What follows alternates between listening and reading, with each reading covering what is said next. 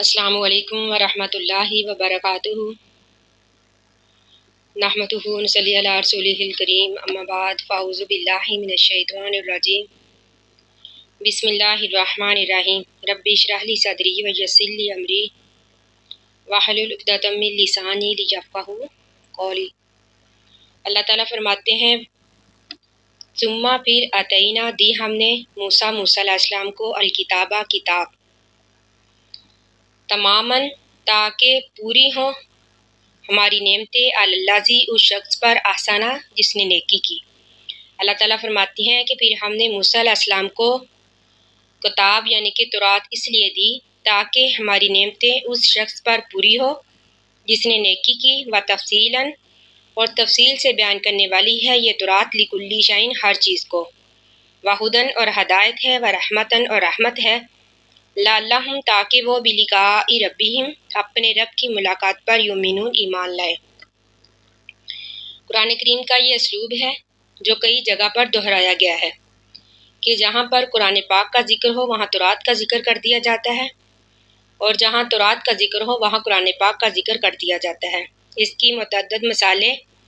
حافظ ابن کثیر رحمہ اللہ نے نقل کی ہیں، تو اسی اسلوب کے تحت یہاں پر تورات اور اس کے اوصاف کا ذکر کیا گیا ہے۔ اللہ تعالیٰ فرماتے ہیں کہ یہ تورات جو ہے یہ اپنے دور کی جامع کتاب تھی جس میں دینی ضروریات کی تمام باتیں تفصیل سے بیان کی گئی تھی، اور یہ ہدایت اور رحمت کا باعث تھی۔ وَہَٰذَا کتابٌ اور یہ کتاب ہے یعنی قرآن پاک، انزلناہ ہم نے نازل کیا اس کو، مبارکن برکت والی ہے، فاتبعوہ بس تم پیروی کرو اس کی۔ اللہ تعالیٰ فرماتے ہیں کہ یہ قرآن جو ہے یہ ایک عظیم کتاب ہے جس میں دنیا اور آخرت کی بھلائی اور برکتیں ہیں، تو تم اس لیے اس کتاب کی پیروی کرو۔ واتقوا اور ڈرو، لعلکم تاکہ تم ترحمون رحم کیے جاؤ، ان تقولوا یہ کہ نہ تم کہو۔ اوپر ہم نے پڑھا کہ وَہَٰذَا کتاب انزلناہ، اللہ تعالیٰ فرماتے ہیں کہ ہم نے یہ کتاب یہ قرآن پاک اس لیے نازل کیا تاکہ تم یہ نہ کہو انما بے شک انزلہ نازل کی گئی الکتاب کتاب اعلیٰ طائفتین دو جماعتوں پر من قبلنا ہم سے پہلے، وَإِن كُنَّا اور اگرچہ تھے ہم عن دراستہم اس کے پڑھنے سے لغافلین غافل۔ اللہ تعالیٰ فرماتے ہیں کہ یہ قرآن کریم کو نازل کر کے ہم نے یہ حجت قائم کر دی تاکہ تم یہ نہ کہہ سکو کہ پہلے جو کتابیں تھیں جو کہ یہود اور نصارہ پر نازل کی گئی تھی وہ ان کی زبان میں تھی، تو اب اللہ تعالیٰ فرماتے ہیں کہ ہم نے قرآن پاک کو عربی میں نازل کر کے یہ حجت قائم کر دی تاکہ تم یہ نہ کہہ سکو کہ ہم اس کے پڑھنے سے غافل تھے، اس لیے اللہ تعالیٰ نے یہ کتاب تمہاری زبان میں یعنی عربی زبان میں نازل کر کے حجت قائم کر دی۔ ان تقولوا یا پھر تم یہ نہ کہہ سکو، لو اگر انا بے شک انزلہ نازل کی جاتی علینا ہم پر الکتاب کتاب، لاکنہ تو ضرور ہم ہوتے اہدیٰ زیادہ ہدایت والے منہم ان سے۔ اللہ تعالیٰ فرماتے ہیں کہ یہ قرآن کریم کو ہم نے اس لیے بھی نازل کیا تاکہ تم یہ نہ کہہ سکو کہ اگر ہم پر کتاب نازل ہوتی تو ہم یہود و نصارہ سے زیادہ ہدایت والے ہوتے۔ فمن اظلم پس کون زیادہ ظالم ہے، ممن اس شخص سے کذبہ جس نے جھٹلایا بآیات اللہ اللہ تعالیٰ کی آیات کو، یعنی یہ قرآن کریم جو ہے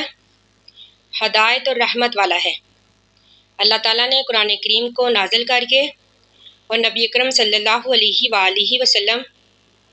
کو ہمارے اندر بھیجا، پھر بھی اگر کوئی انکار کرے اس قرآن پاک کو نہ مانے یا پھر نبی اکرم صلی اللہ علیہ وآلہ وسلم کے ہدایت پر عمل نہ کرے تو اللہ تعالیٰ فرماتے ہیں کہ اس سے بڑا کون ظالم ہے، یعنی کون ظالم ہے اس سے جس نے جھٹلایا اللہ کی آیات کو، وصدف عنہا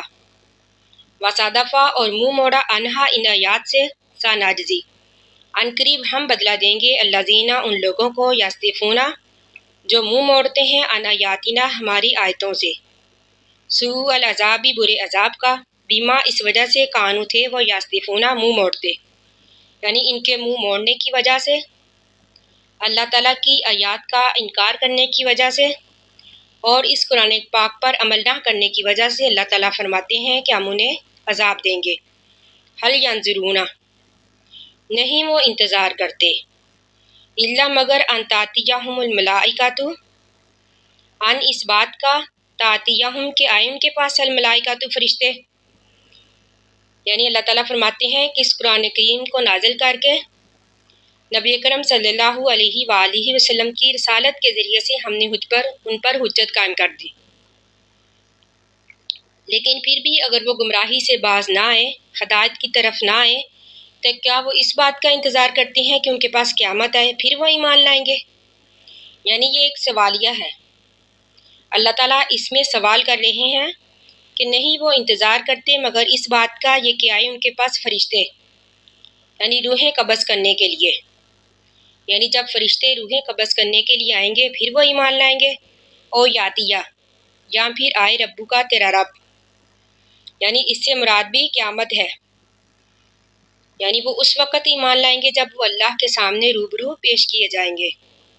او یاتیہ، یا پھر آئے بعضو آیاتی، بعض نشانی ربی کا تیرے رب کی، یہاں پر بعض نشانی سے مراد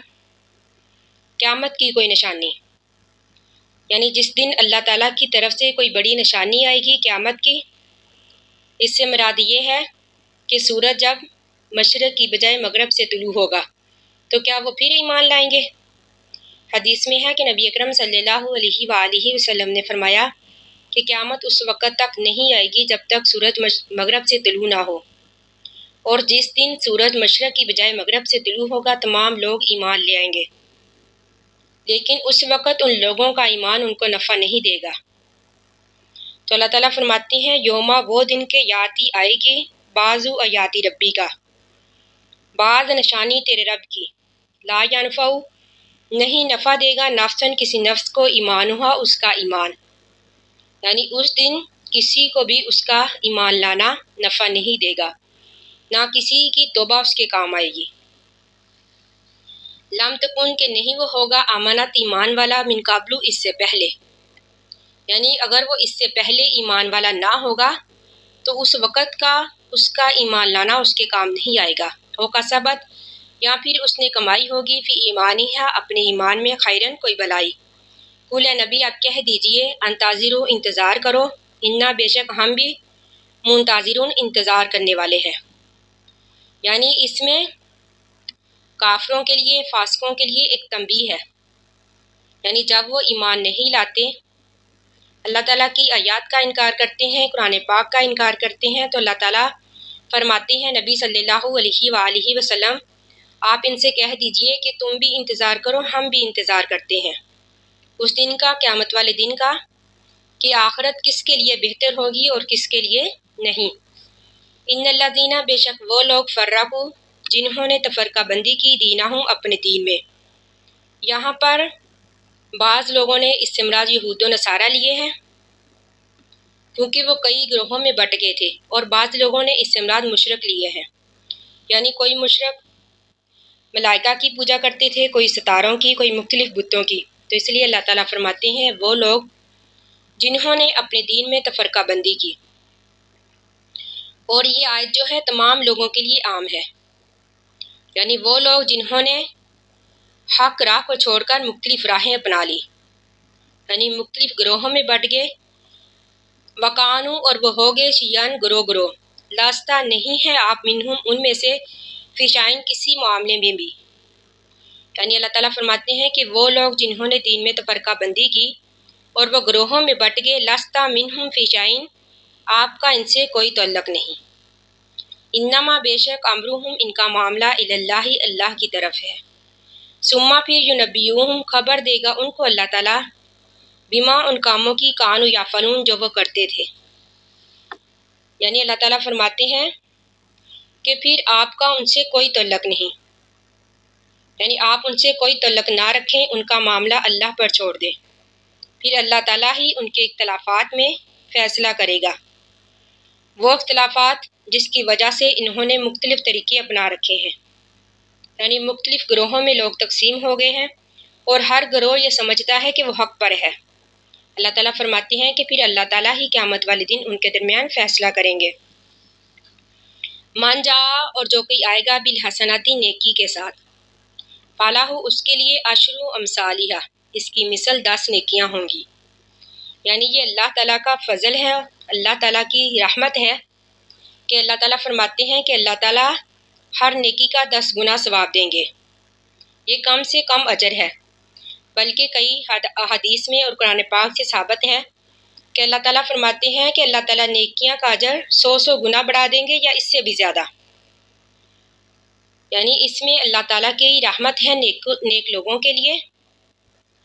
تو اللہ تعالیٰ فرماتے ہیں وَمَنْ جَاءَ، اور جو کوئی آئے گا بِسَیِّئَةٍ برائی کے ساتھ، فَلَا يُجْزَىٰ نہیں بدلہ دیا جائے گا الا مگر مثلہا اس کی برائی کے مثل ہی. یعنی برائی کا بدلہ جو ہے برائی کی مثل ہی ملے گا، بلکہ نیکی کا بدلہ 10 گنا زیادہ ملے گا. یہ اللہ تعالیٰ کا فضل ہے، اللہ کی رحمت ہے. وَهُمْ اور وہ لا یظلمون نہیں ظلم کیے جائیں گے. اللہ تعالیٰ فرماتے ہیں کہ کسی پر بھی ظلم نہیں کیا جائے گا، ہر کسی کو اس کے اعمال کے مطابق اللہ تعالیٰ پورا بدلہ دیں گے. اللہ تعالیٰ سے دعا ہے کہ اللہ تعالیٰ ہمیں بھی معاف کر کے جنت الفردوس کا وارث بنائے. آمین. اور قرآن پاک کو پڑھنے، سمجھنے اور اس پر عمل کرنے کی توفیق عطا فرمائے. آمین. آخر دعوانا ان الحمد للہ رب العالمین. السلام علیکم ورحمۃ اللہ وبرکاتہ.